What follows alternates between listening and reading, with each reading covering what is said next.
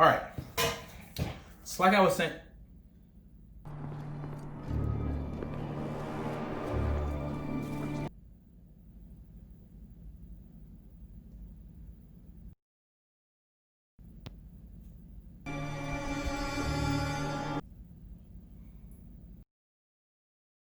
No.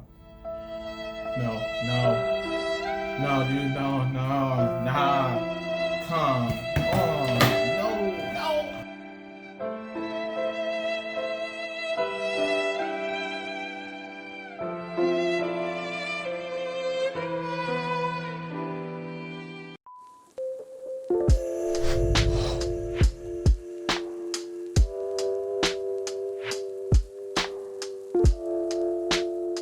What's going on, everybody? My name is Cryptic, and today we have to correct our past transgressions. And that is because we need to talk about this. This is not good. It's not good, people. It's not good. So it's no secret that I made my 4 months later video on it. I was really praising this thing. The Elite controller was so good, and it was lasting for so long. It felt so durable. And now here we are, July 2020, and I have a stick drift, and I am not happy about it. I'm not happy, not in the slightest. What really gets me about this product right now is that this controller was touted to be the next big thing. This is supposed to be the ultimate controller for console gaming. You have all of your little keybinds in the back that you can use with the paddles. You have your adjustable thumbsticks where you can tighten the grip on them to make them to where they're like as loose as the Xbox 360 controllers or as tight as you want them to be. And I thought that that was gonna make such a big difference, guys. I really did. This thing is like, what, 180 bucks retail? I thought this was gonna be it. And I said it in my last video that I was just going through controllers and I was just eating away at these joysticks because they would always last me like a couple months, and I ended up having to go buy another controller because the joystick would just have that slow drift on it and I just couldn't deal with it. But this one is probably the worst slow drift I've ever had in the controller, because not only does it slow drift upwards, it also slow drifts backwards too. Like, come on. Like, I don't know who recommended this to you, but I haven't too many issues. They were wrong. So here's what we have, guys. We're gonna switch over to the controller cam, and I'm gonna show you exactly how this works, because unfortunately for Microsoft, they put their own software on here that shows you exactly how the controller acts whenever you're pressing the buttons, including with the joysticks. So we're gonna switch over to controller cam, and we're gonna see this thing in action. Watch this. All right, ladies and gentlemen, here we are on the controller cam. So as you can see, I have it starting on my right stick first, even though my left stick is the one having the drift, because as with any scientific test, you have to have a good control. So this is going to be our normal test. And as you can see, if I move my stick anywhere, it snaps right back to the center, as it should. Snaps right back in, right back in, right back in. Now, let's go over to the left stick. And it's already starting off bad. Look at that. It's going up towards the top like I said that it does. Now here's the worst part. Whenever I'm going into a game, I'll go ahead and start trying to move forward, and sometimes I can't even go forward. Look, it's going backwards even though I'm holding it forward. So that's why I said this is probably the worst stick drift I've ever had, because not only does it just keep you going forward sometimes, it'll also drag you back. See, look. Now I'm trying to go forward and it's slowly accelerating. Nothing feels worse than when you're trying to play a game and you're trying to move forward and your character is going as slow as possible. It's like trying to wade through the mud. So even if, just for the sake of the test here, I'm gonna take off every last attachment that I have on here, every last one, just so you can see that there's nothing else happening with any of these exterior pieces. Even the D-pad I'm going to take off. So as you can see, this controller fully naked, no extra pieces on here. I'll put it down, and now slow drift, slow drifting forward. Let it go. Still drifting, slowly drifting back.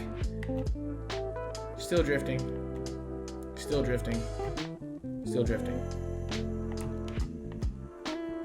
Doesn't make any sense. This is a high quality controller, supposedly high quality controller, and these are the issues that we're facing, guys. This is what we have going on. All right, so let's get back into the main video. So to continue my point about how Microsoft is basically robbing people at this point, I wanted to show you guys exactly how much it costs whenever you go through Microsoft support for this issue. Even after your warranty expires, you still have the option to send it in to get it repaired. Unfortunately, that tab, it does show some personal information, so I just wanted to show you that I did have it up. I did get that information, but I'm not going to pull it up so you guys don't get my info. But what they will do is if your warranty, which only lasts 90 days, is expired, you have to pay $100 to send the controller in and get it fixed. And then if you wanted that to be expedited, then you would have to pay another $10 in shipping and handling just to get it back faster, which is only by like 3 days. It went from like 6 to 11 days expedited to 11 to 14 standard. Just paying an extra $10. But what I wanted to also touch base on, by the way, this is a $180 controller. This one controller is the price of 3 standard controllers. Those will run you $59.99 at Walmart, on Amazon, wherever you want to get them. 3 controllers, and they want to charge you $100 just to fix an issue that has been fundamentally flawed for years. But if you want to go and check out what I have on the screen here, that they are getting sued over this. I don't know why people aren't talking about this more, but the latest information that I could find was from a Tech Radar article, and that was back in May, on the 4th of May. This article here is from towards the end of April 29th, 2020, and it's from classaction.org. But this is basically going into detail that somebody else who also is having this issue wanted to file a lawsuit against Microsoft for selling a product like this because, as told, the case contests Microsoft falsely and misleadingly markets its wireless Xbox One controllers as a superior product capable of enhancing gameplay despite the existence of the undisclosed stick drift defect. Come on, Microsoft. So they even have a model of what is actually inside of your joystick here, and pretty much what happens is that this track is what is the connector for your thumbstick. It's what can actually picks up the signal of where you want to go and which input you're putting in. And over time, I believe that there's some sort of adhesive in here, and it like starts to degrade over a little bit. That adhesive will begin to allow this little rod to connect. This whole thing is called the potentiometer. Quite a name there. The potentiometer is what is the issue within the joystick, and they've had this same model since Xbox 360 days. It's been like this for 10 years and they never upgraded this. And look, they even have some pictures of some that are worn out on these tracks, and these will just continue to make that contact even if you don't have the pressure applied to it properly. So why they haven't done this and fixed this issue, I do not know. But even so, if you don't remember, not too long ago, earlier this year, the Nintendo Joy-Con controllers, the Nintendo Switch Joy-Con controllers, those were also having this kind of issue, and people started getting mad about that. Now you can send those into Nintendo and they'll fix them for you for free. But Microsoft has said nothing about this, absolutely nothing. So basically, what's going to happen here is we're just going to have to sit back and we're going to have to wait and see what Microsoft does with this, because this is something that they're touting to go over to the Series X. I would not recommend buying this for anybody until this issue is fixed, because even if it was a button, if it was a bumper, or if it was a trigger or one of these other buttons, guess what? You can map those somewhere else. Should you have to? Absolutely not. But it's not as completely hindering as the joystick going out, because there's no other way to use the joystick. Zero other way. That is the most fundamental piece in this entire controller. And if that's gone, I honestly have not even been playing Xbox that much, just because it's such an issue. And once you start using these types of controllers, you really don't want to go back to the standard ones. These ones are just so much more convenient, and you get used to using paddles, and you just don't want to bother with the standard 4 buttons at the top, your 2 buttons on the bumpers, 2 buttons as the triggers. Like, you don't want to go back to that. You want to use your paddles. You want to use what you paid for, and rightfully so. So honestly, guys, I don't know where to go with this. At this point in time, like I said, I would not recommend this to anybody. Absolutely not. If you want to go with the Xbox Series X when that comes out, just use the base controller that comes with it, because that's also an updated controller. It's not going to be the standard. I have my other ones up here. It's not going to be the standard controller that you have right now for the Xbox One. It's going to be some sort of like 2.0 version of that. But pretty much, this was just mind-blowing to me when I started looking into this, and I thought to myself, how in the world can you charge me 3 times the price of a regular controller, 3 times, and then I still run into the same issues?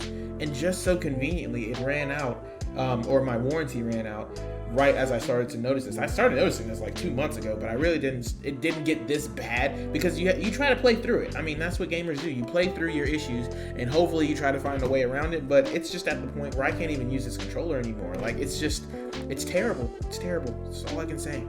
Guys, if you are having the same issues and you guys are starting to really hate using these controllers like I am, please sound off in the comments, guys. We have to let Microsoft know, because the more people know about this, the better it will be for the consumers. The more that we will get towards a actual solution for this, just like with the Nintendo Joy-Cons. If we can get them to fix these things for free, or at least develop a new kind of joystick apparatus here, because this crap right here, it's outdated. It's done. We do not need these anymore. But sound off in the comments. You always can hit me up on Twitter at KingCryptic2, and we can talk about it all day. If you guys are feeling like watching the old video, I'm going to put this link to this video and the older one just so you can see. But like I said, back then, this was not an issue at 4 months. It was not a problem. But hey, things, they degrade. Nothing lasts forever. I just wish this would have lasted me at least 2 years max, at least. But that's all from me, guys. Thanks for coming by. As always, my name is Cryptic. I appreciate you stopping into the channel, and I'll catch you guys in the next one, okay? Peace.